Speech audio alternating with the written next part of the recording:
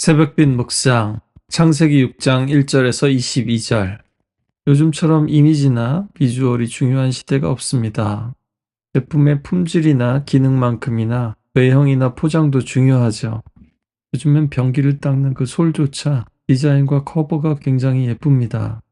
어떤 사람의 실제 삶보다도 이미지가 더 중요하고 사실보다 인상이 더 중요합니다. 이렇게 세상은 정말 보기 좋은 세상이 되어가고 있습니다. 그런데 눈에 보기 좋다고 진짜로 다 보기 좋은 것은 아니죠. 사실 태초에 하나님은 천지를 창조하시고 보시기에 좋았더라 라고 하셨습니다.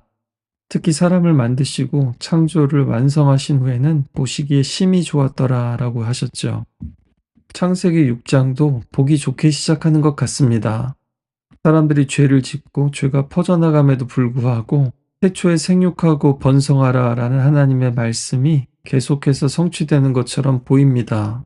그러나 하나님이 보시기에 이 세상은 최악으로 치닫고 있었습니다.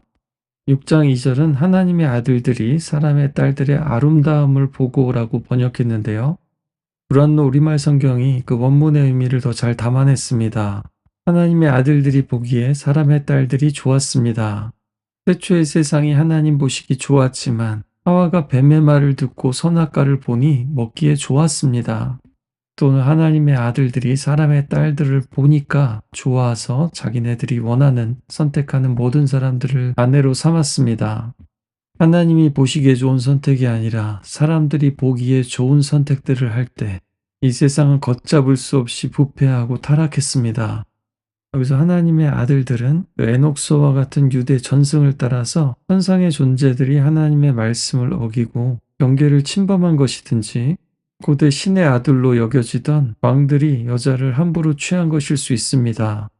어느 쪽이 되었든지 에덴 동산에서 뱀의 모습으로 나타났던 악한 영들이 에덴 밖에서도 사람들을 장악하고 하나님 보시기에 좋지 않은 세상을 만들고 있다는 것입니다. 이것은 선악과를 따먹을 때부터 시작된 죄의 문법입니다. 보고 탐하고 취하는 거죠. 이제는 선악과만이 아니라 다른 사람까지도 대상화되는 겁니다. 자신의 욕망을 채우기 위한 수단이 되고 마는 거죠. 그리고 한두 사람이 아니라 온 사회 전체가 이렇게 굴러가고 있었던 겁니다. 그런 의미에서 우리 시대는 그 어떤 시대보다도 하나님의 심판을 피할 수 없었던 노아의 시대를 닮아 있습니다. 그렇게 자기 보기에 좋은 대로 하고 싶은 대로 자기 가치를 따라서 살면 자유로울 것 같지만 사실은 정반대라는 것을 우리는 또한 잘 알고 있습니다. 누군가에게는 자유로운 세상이 누군가에게는 거절조차 할 수 없는 세상이고 또 밤에 함부로 돌아다니기 어려운 세상입니다. 이것이 오늘 바로 죄악으로 가득한 세상, 폭력이 가득하고 부패한 세상입니다. 심지어 사람들이 계획하는 마음의 모든 생각이 의도가 다 악할 뿐이라고 한탄하십니다. 단지 물리적인 폭력만이 아니라 눈에 보이는 왕따뿐만 아니라 은근히 행사하는 은따, 또 말로, 댓글로, 선동으로, 거짓으로, 가짜뉴스로, 뇌물과 로비로, 또 분열과 혐오로, 독재와 전쟁으로 사람들의 영혼을 짓밟고 죽이는 행위, 그 외에도 이루 말할 수 없는 악함이 이 모든 것이 일상이 되어버린 겁니다. 이에 대한 하나님의 첫 번째 반응은 진노가 아니었습니다. 어떤 성경 버전들은 후회하셨다나 영어로도 regret로 표현이 되는데요. 하나님이 실수하셔서 후회하셨다라는 의미가 아니라 슬퍼하시고 한탄하시면서 어떤 결정을 바꾸는 것을 의미합니다. 그동안 지켜보시고 인내하시다가 심판 쪽으로 말이죠. 그리고 그 다음 표현은 진짜로 가슴 아파하셨다, 괴로워하셨다라는 표현입니다. 그리고 그 다음에서야 쓸어버리겠다라는 표현이 나오는데요. 성경에서 기억에서 지워버리겠다는 문맥에서 자주 사용됩니다.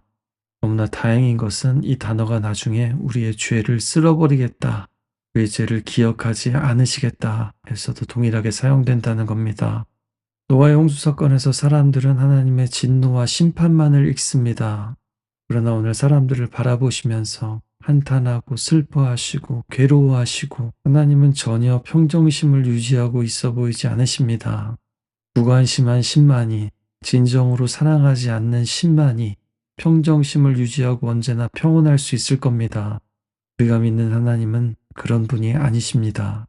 상관없지 않기에, 상관해야만 하기에, 사람들의 의도와 선택과 행동에 영향을 받으시기에 하나님은 인격적인 분이시고 또한 사랑이십니다. 죄는 단지 규칙을 위반한 것이 아니라 관계를 파괴하는 겁니다. 우리랑 관계를 끊으실 수 없기에 그냥 넘어가지 못하시는 겁니다. 하나님은 때로는 호되게 꾸짖으시는 아버지시고 때로는 집 나간 아들을 한없이 기다리고만 계신 아버지십니다. 우리 예수님께서 보여주셨듯이 때로는 99마리 양을 놔두고 그 잃어버린 한 마리 양을 찾아서 두루 돌아다니시는 선한 목자이시기도 합니다. 하나님은 그저 철저히 응징하는 복수자가 아니라 깨어진 마음으로 근심하는 마음으로 심판을 선고하시는 아버지십니다. 진짜 좋은 아버지라면 만일 아들이 범죄자가 되었는데 아니 살인을 저질렀다 할지라도 은둔시키는 것이 아니라 어떻게 해서든지 자수시키려고 하는 것처럼 말입니다. 그리고서 다시 은혜의 반전이 이루어집니다. 그러나 노아는 하나님께 은혜를 입었더라. 이어서 노아는 의인이고 당대의 완전한 사람이라고 하지만 그의 어떠함 이전에 은혜가 앞서는 겁니다.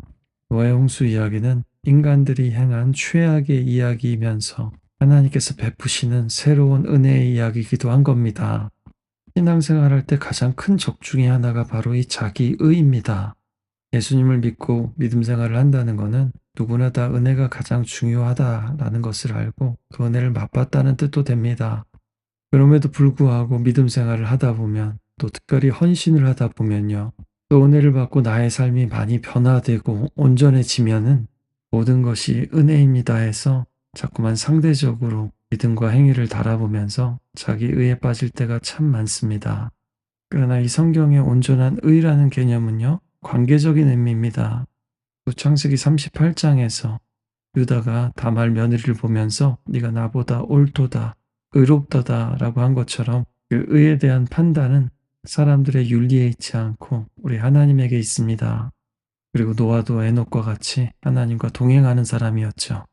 하나님 노아에게 방주를 만들라고 하십니다.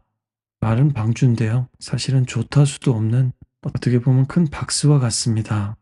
실제로 이 단어가 그 아기 모세가 담겼던 갈대 상자의 그 단어입니다.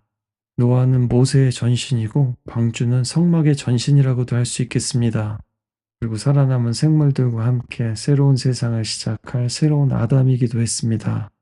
사람들은 비웃었겠지만 그는 마음을 다하여 순종합니다.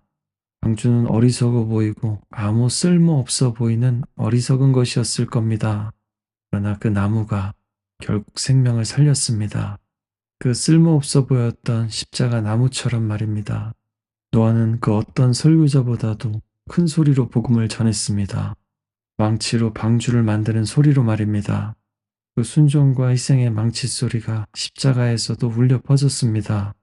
우리는 당연히 말로도 복음을 전해야 되겠지만 때로는 방주를 만들기 위해 손에 망치를 들고 치든지 아니면 우리 손과 발에 못이 박히든지 그 소리로 복음을 전해야 될 때가 있을 겁니다.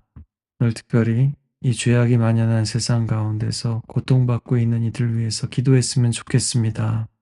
또 우리가 이미 은혜를 받았지만 여전히 은혜가 필요함을 고백하며 끊이지 않는 은혜 베풀어 주시기를, 또 은혜를 받을수록 우리의 의가 아니라 우리의 삶이 더욱더 온전해질 수 있기를, 또 우리 시대의 구원의 통로로 사용해 달라고 함께 기도합시다.